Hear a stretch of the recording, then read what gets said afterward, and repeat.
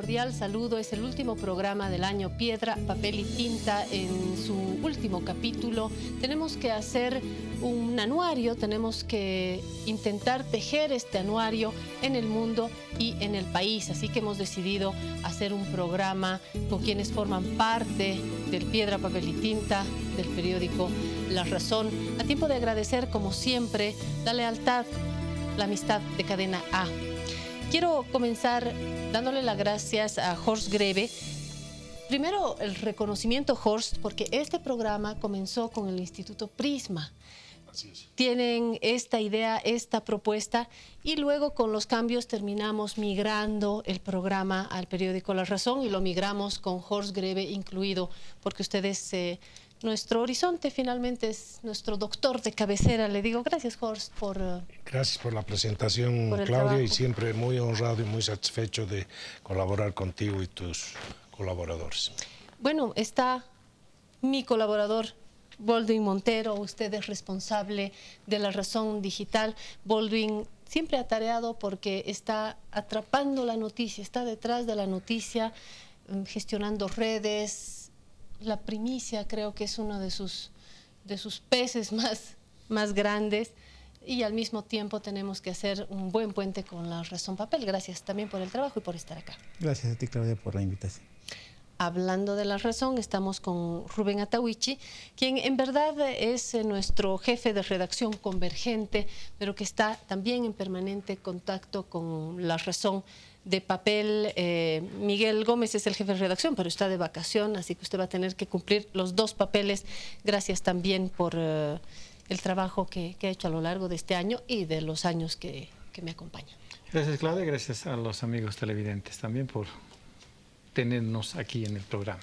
Y termino presentando a Antonio Dalense. Toño Dalense, usted es cabeza de periódico Extra, que es hermano de La Razón y hermano de La Razón Digital. Somos un grupo mediático con múltiples vocaciones. Nos va a ayudar a traer este otro lente de la noticia y de la evaluación anual. Gracias también por acompañarme. Gracias a ti, Claudia, y buenos días a los compañeros.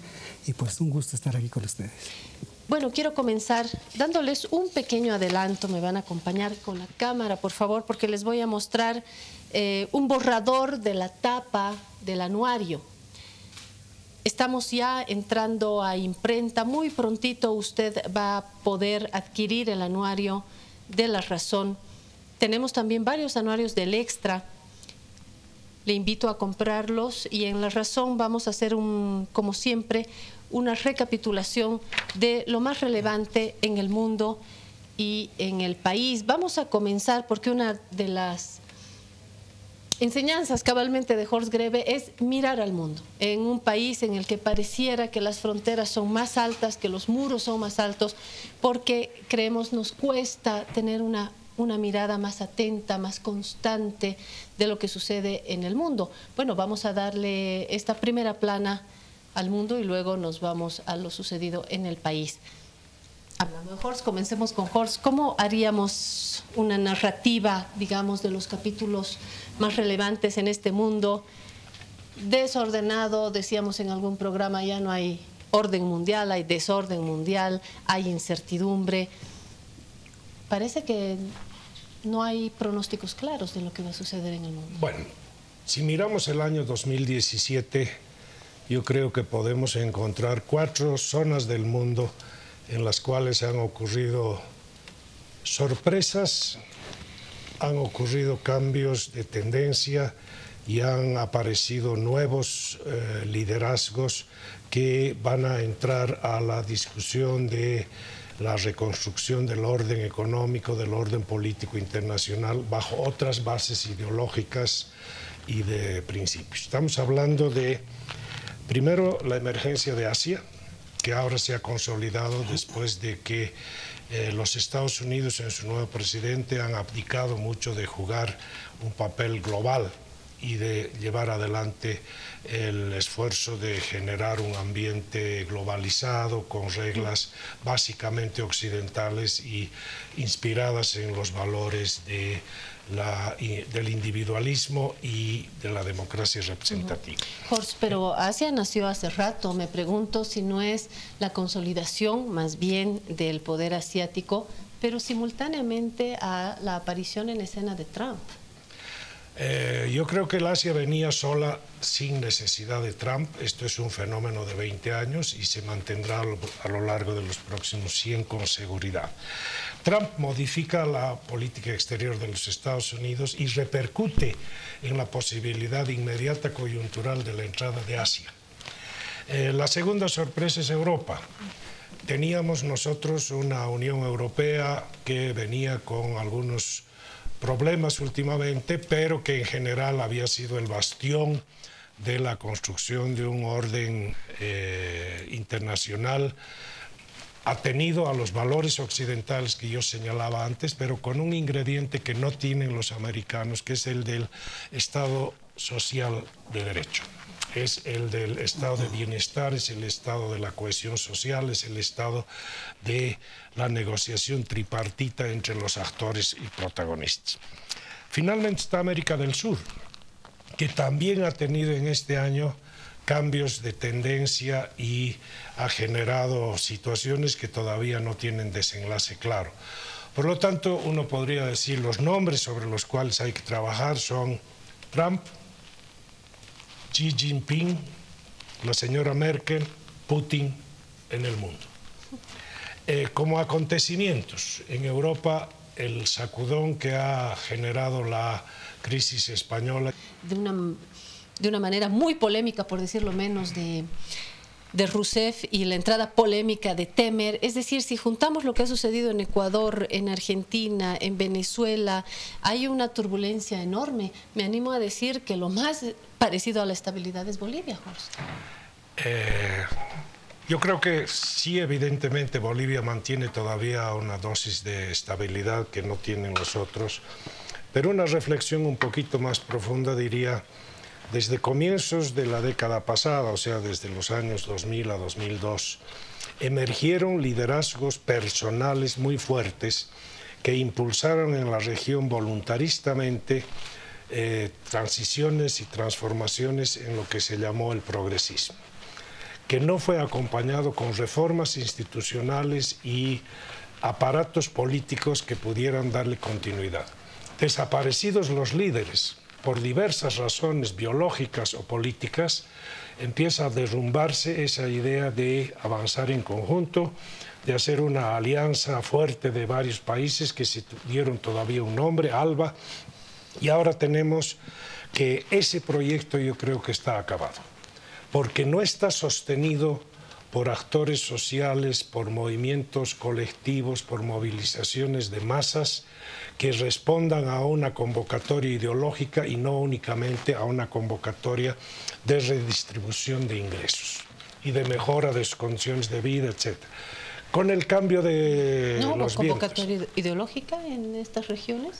Bueno, hubo un liderazgo ideológico, pero que no caló para abajo, porque se combinó el programa de transformaciones dentro de las reformas en el seno del capitalismo. Ninguno en serio quiso construir socialismo acá, pero no fueron acompañados de aparatos políticos capaces de sostener una militancia como fueron las experiencias de reformas europeas a comienzos del siglo pasado. O sea, aquí, desaparecido el líder, empieza la crisis. Y crea muchas dificultades, ¿no? Entonces era un liderazgo carismático, probablemente con respaldo de masas, pero era la persona, no era el proyecto. Y hay ejemplos claros. En Brasil, por ejemplo, la continuidad de un proceso político determinado era entre Rousseff y Lula, ambos ahora procesados. Rousseff ha salido muy mal por esta denuncia de parte de la oposición hasta que le dejó despojada del cargo.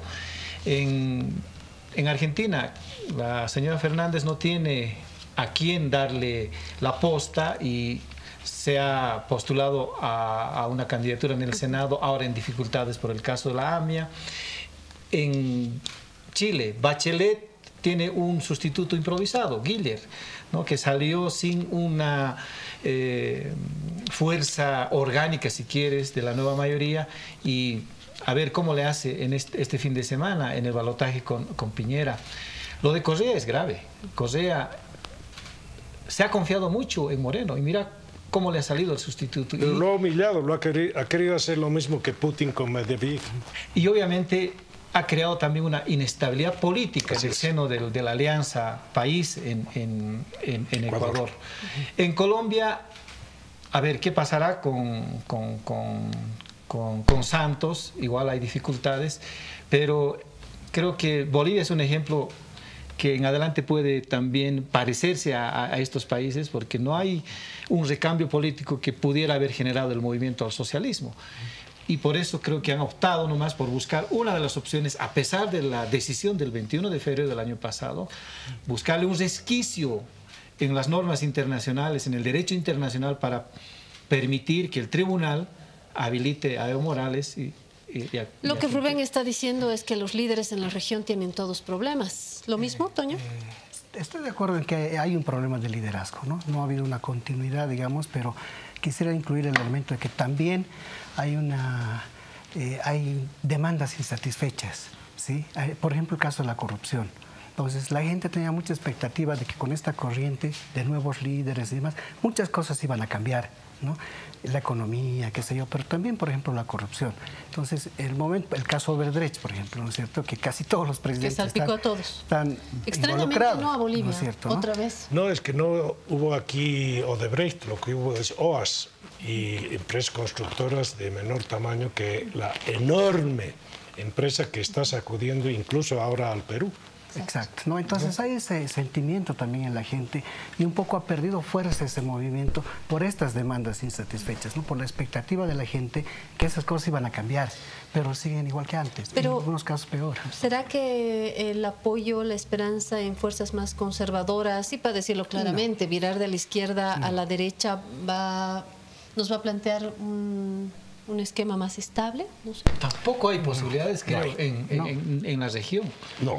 Lo que la región tiene que hacer es reconstruir sus instituciones de una manera no carismática, no caudillista, no populista, sino con la calma que se requiere. No caudillista en América Latina. Horst, ¿a qué planeta quiere ir? Pero ese es nuestro dilema desde el siglo pasado. La tónica, el paradigma caudillista que tiene la política en América Latina desde siempre. Y si no logramos hacer unas democracias que se sostengan en instituciones, estamos perdidos, porque hay caudillos buenos, caudillos malos, pero el riesgo de que el caudillo se corrompa es mucho mayor cuando no hay instituciones que le ponen reparos. Veamos lo que está pasando. Obras públicas en gran escala, caudillos unipersonales que dirigen todas las cosas y toman las decisiones, y un sistema de coimas que armó Odebrecht, que es un escándalo en el mundo. Hubo en el pasado también corrupción, por supuesto. La escala ha cambiado y los impactos sobre el sistema político y económico.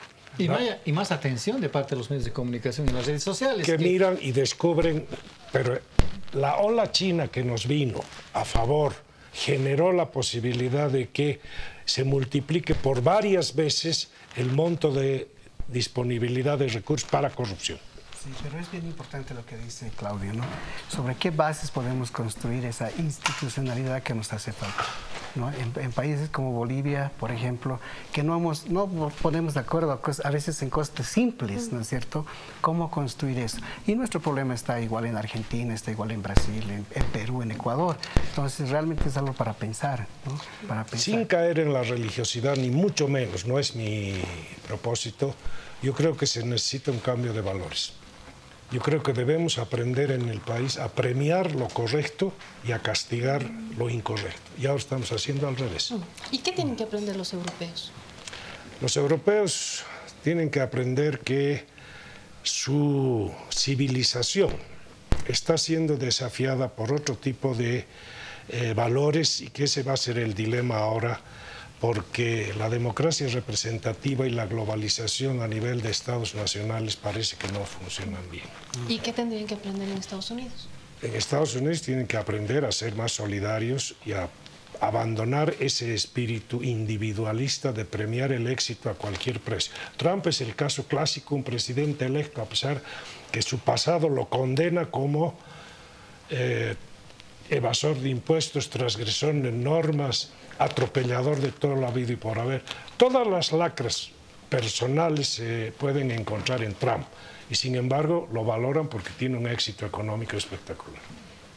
Y también está teniendo una fuerte incidencia esa actitud soberbia, incluso en el ámbito local, ¿no? Al desafiar al Congreso la aprobación de una serie de sus propuestas que rebotan y rebotan, como el caso de la reforma de salud, como el caso de las migraciones. Ahora, más bien ha vencido un escollo judicial que le permite por lo menos encapricharse con esa decisión desde la campaña electoral. Esta designación de oficio de capital de Israel en Jerusalén, que está creando una inestabilidad en la región y generando conflictos, me animo a decir, innecesarios, cuando todavía ameritaba un debate más grande, más global, el resolver este problema entre Cisjordania e Israel, por ejemplo. Trump genera una serie de terremotos en el mundo. Lo más grave para mí es que está pretendiendo aprovechar el privilegio que tiene el presidente de Estados Unidos para perdonar y condonar sentencias y cargos y condenas y perdonarse a sí mismo. Está haciendo que averigüen sus abogados si él está en condiciones de perdonarse a sí mismo. Imagínense lo que significa eso. No hemos hablado de posibilidad de enfrentamiento.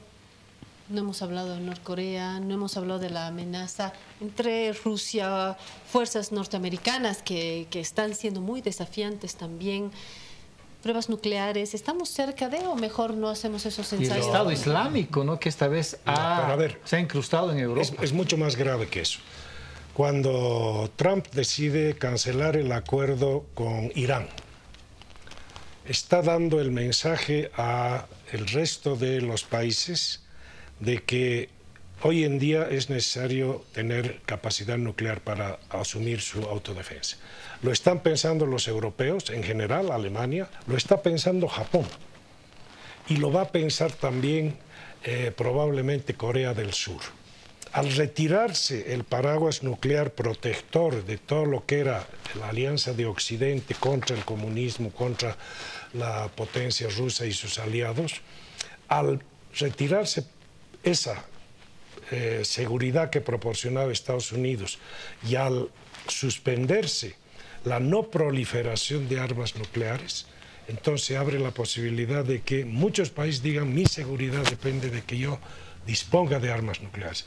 Y eso nos pone mucho más cerca de una tercera guerra mundial, que sería una barbaridad, de lo que estábamos antes. La Guerra Fría fue terrible, pero fueron controladas las posibilidades de desenlace nuclear. Ahora se han abierto con Trump. Esto es un resultado directo de lo que Trump está desconociendo, los acuerdos que se hicieron en el pasado entre europeos y las dos potencias que aspiran en el mundo. Si Irán vuelve a sus proyectos nucleares, Israel va a aumentar su potencial y Arabia Saudita va a hacer lo propio y van a reaccionar los otros estados. Ahora, años calientes para el futuro. No tenemos que perder de vista también es el tema del terrorismo, ¿no? Que lamentablemente este año también ha estado bastante activo y por lo visto, y otra vez volvemos a Trump, tienen una reacción, pero inédita, digamos, contra un gobierno, ¿no es cierto? Hay amenazas, todo el tiempo tenemos actividad terrorista, entonces yo creo que eso también en determinado momento puede influir, ¿no? Y por lo que se acaba de decir en los últimos minutos, América Latina termina siendo un refugio dentro de todas estas amenazas y con todos los problemas y crisis, sobre todo políticas. América Latina termina siendo una zona más o menos segura. Más o menos. Es una tradición. En el siglo XX hemos tenido una sola guerra en la región, la de Bolivia-Paraguay. Sí. Somos una zona de paz. libre de armamentos nucleares. Por lo tanto, es verdaderamente un refugio ejemplar. Ojalá que ningún loco... Caudillistas, pero pacíficos. Caudillistas hasta cierto punto, no vamos a pasar la línea roja, lo cual le da una serie de méritos a la región. No ha tenido guerras religiosas, no ha tenido confrontaciones hasta ahora, más allá de pequeñas escaramuzas en la frontera Perú-Ecuador, la guerra de Bolivia-Paraguay de 4 años, pero lo demás es una maravilla. ¿Y saben a qué se debe eso? Al mestizaje. Y ojalá que Trump no deshaga el mundo el próximo año, porque mira, ha deshecho el acuerdo antinuclear con Irán, el acuerdo con Cuba, el acuerdo sobre el cambio climático firmado por Obama. Así es. Nos vamos a una pausa y luego volvemos al país, porque hemos intentado un acercamiento desde lo macro a la región, a Bolivia. ¿Qué ha sucedido en Bolivia este 2017? Lo vamos a mirar en su capítulo político, económico, social, mirar las perspectivas, con qué ánimo llegamos a este fin de año y, por supuesto, las tareas pendientes para el próximo año. Ya volvemos.